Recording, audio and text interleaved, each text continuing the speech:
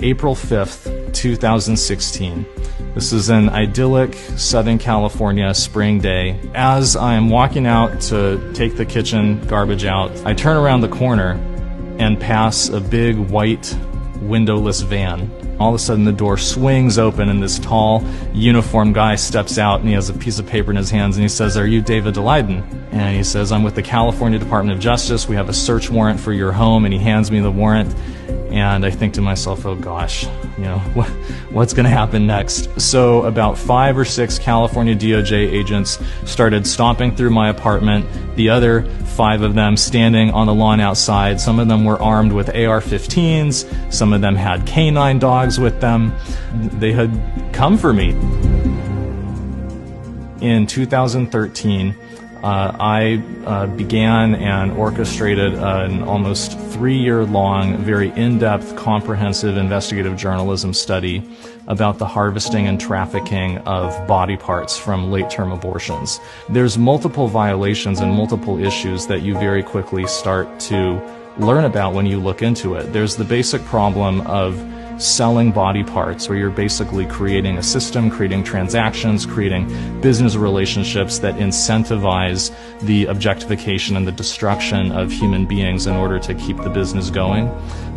So for about 30 months, we went undercover with the explicit purpose of partnering with some of the biggest Planned Parenthood abortion clinics in the country to send their technicians in, harvest body parts from the abortions that were being done that day, and then package up the parts and ship them off to different customers all around the country, sometimes around the world. In July of 2015, we began to release the Undercover video series. I had been hoping that this was something that would, that would maybe generate 100,000 views or something. Instead, what happened was even bigger than I could have imagined. Within less than a week, we had close to 3 million views on YouTube of the first video, and multiple congressional committees announcing that they were launching federal investigations of Planned Parenthood's involvement in fetal trafficking and fetal experimentation. The truth got out there, and the words of Planned Parenthood's own leadership describing their organization's participation in these activities went viral and was being publicized for the whole world to see. Looking back on it from the information that we know now, I now know what was going on was that Kamala Harris, at the explicit instruction of Planned Parenthood, had targeted me, and me alone, among all undercover video news gatherers in the state of California, to enforce the California video recording law against me and to punish me for speaking the truth about her powerful campaign donors at Planned Parenthood. What we've come to learn in the years since, just 2 weeks before serving the search warrant on my home, Kamala Harris had a secret meeting in Los Angeles with several top-level executives of Planned Parenthood in California.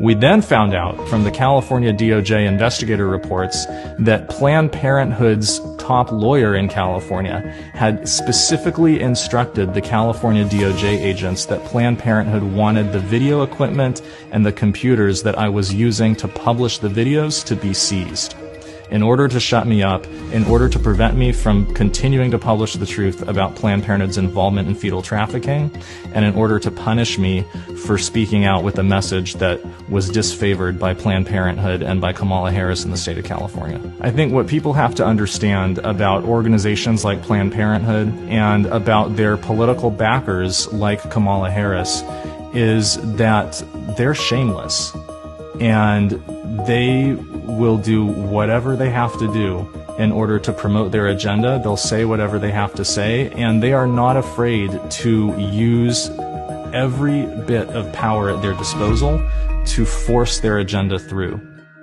Kamala Harris is the single greatest threat to First Amendment civil liberties that our country has ever seen.